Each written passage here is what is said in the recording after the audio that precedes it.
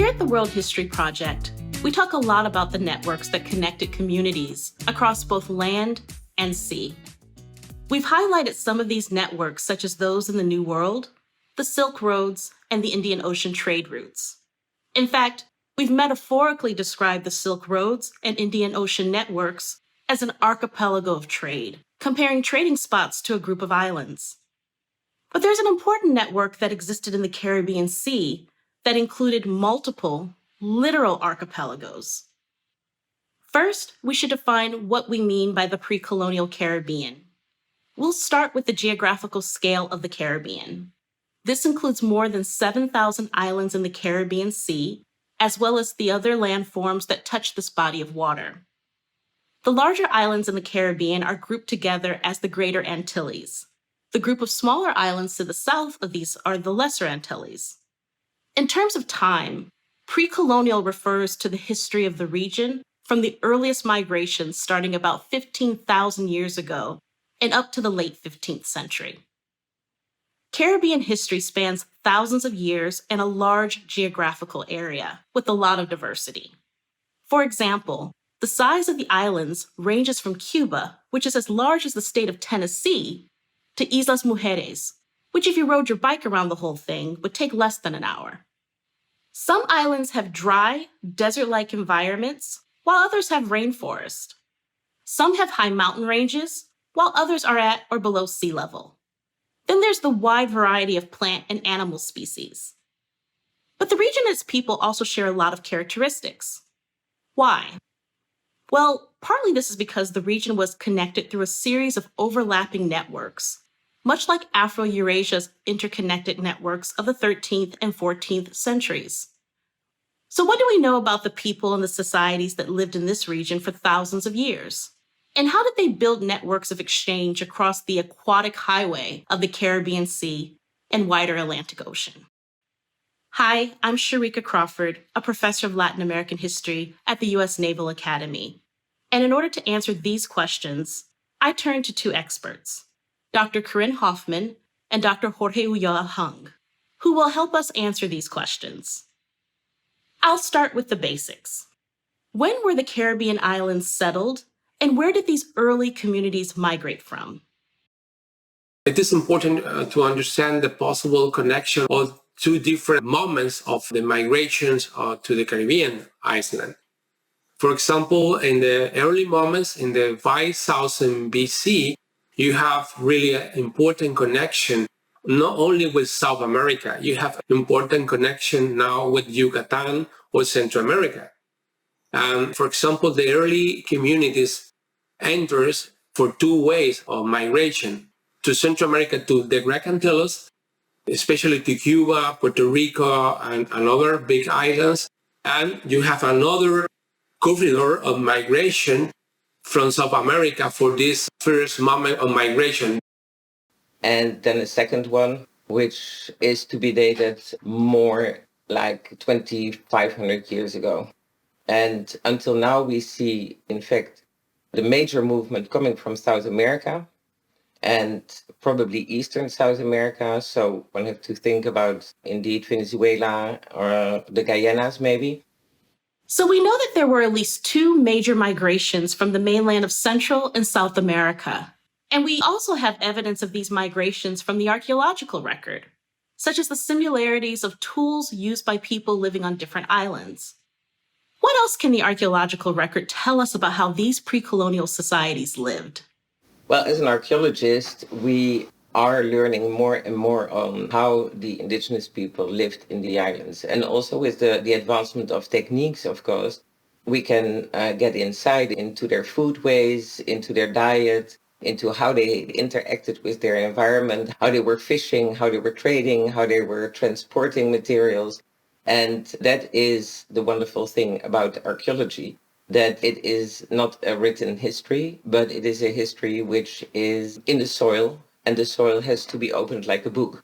And that is how we discovered that people were building, for example, how they were building their houses with wooden posts. Sometimes they were round, sometimes they were oval, they were Sometimes they were 5 to 8 meters in diameter, but we also found much larger houses up to 19 meters in diameter.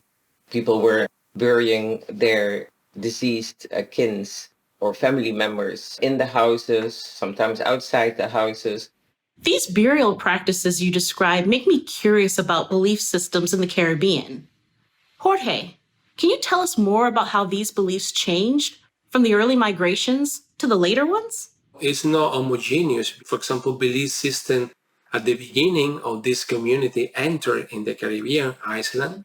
Its belief system is more related with the mainland society, with this more egalitarian society.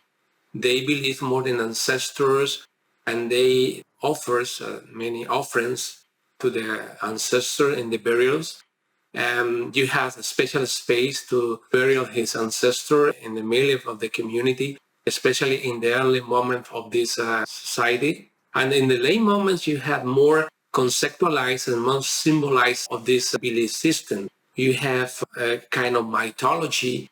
You have a belief in icons or beings. This kind of beings is like a god. And this god have a different powers. And this power is related with the owner of the icons.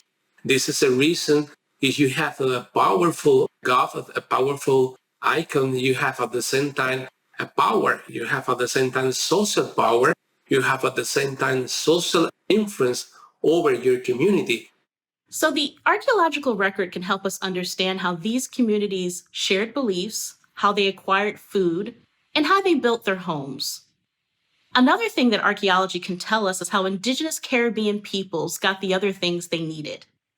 Trade goods such as jade and ceramics were transported from island to island on dugout canoes, and these items crisscrossed the Caribbean Sea. Can you tell us what other items were traded between the islands and also between the mainland and the islands? So yeah, and then there's also, for example, another trade item which we have been finding is, for example, teeth from dogs that were made into pendants and that were traded across the islands. We have also found teeth coming from mammals like jaguars or tapirs, for example, and we've seen that they were coming from the South American mainland. So all in all, there has been an enormous trade and exchange going on between the islands, between the Greater Antilles and the Lesser Antilles, but also between the islands and the mainland of South America. So there was a continuous flow of mobility and exchange between these islands going on from the first colonizations till really 1492. The archaeological evidence tells us a lot about the networks of exchange and interaction between these islands in the pre-colonial period. What about interactions after 1492, when Columbus and the Spanish arrived? I think that the Spanish really tapped into the networks that were existing among the indigenous peoples in the Caribbean, and that is one of the reasons why they could expand so fast and into the other islands, but also into other parts of the Americas. First, the indigenous peoples clearly had a role towards the Spanish as translators, as guides, exchanging their knowledge. And that rapidly changed into a situation where the indigenous peoples were enslaved, were put into work into gold mines, into pearl fishery, and were put into the encomienda system, where whole indigenous villages, in fact, were put under the role of the Spanish leaders. Some indigenous Caribbean societies voluntarily helped the Spanish, while others were forced to labor for them. There were also some indigenous groups like the Kalinago who resisted Spanish control. Can you tell us more about this resistance? Yes, in the Lesser Antilles, we see the Kalinago persistence against the Spanish colonization for about 150 years. The coast of South and Central America were already colonized and settled really by the Spanish. The Lesser Antilles were still sort of stronghold for the Kalinago people, which were people probably composed also of indigenous peoples who were fleeing from the Spanish in the Greater Antilles, and on the other hand, also from the South American mainlands. A final question. In your opinion, How do the colonial interactions with indigenous peoples in the Caribbean contribute to a new global history? So from on the first years of colonization, we see what has later been labeled the Columbian Exchange, where we see foodstuffs and other products going back and forth from the Americas to Europe and to other parts of the world. So I think that is really one of the major changes. In fact, it was the beginning of a true globalizing world, connecting all the continents with each other. You can really label it as the beginning of the true globalizing world. Of course, globalization is a term that has been used in many other contexts. But if we are looking really at opening of all the continents to each other and exchanging goods and people and diseases and everything else, yeah, then it is really 1492. The arrival of European colonizers after 1492 disrupted a maritime system of migration, trade, and cultural exchange that had existed for millennia. The societies of the Caribbean developed diverse beliefs and technologies, and they interacted across extensive sea networks connecting the islands of the Caribbean with the two mainlands of Central America and South America. The violence of the Spanish conquest destroyed so much and killed so many that historians and archaeologists today must rely on techniques like isotope analysis to reveal who these people were, how they lived, what they believed, and how they connected with each other. However, indigenous culture did not disappear with colonization. The Caribbean people and their culture have persisted. We can find it in Caribbean foods that were shared around the world and in the fusion of cultures and beliefs that continue to shape our world long after 1492.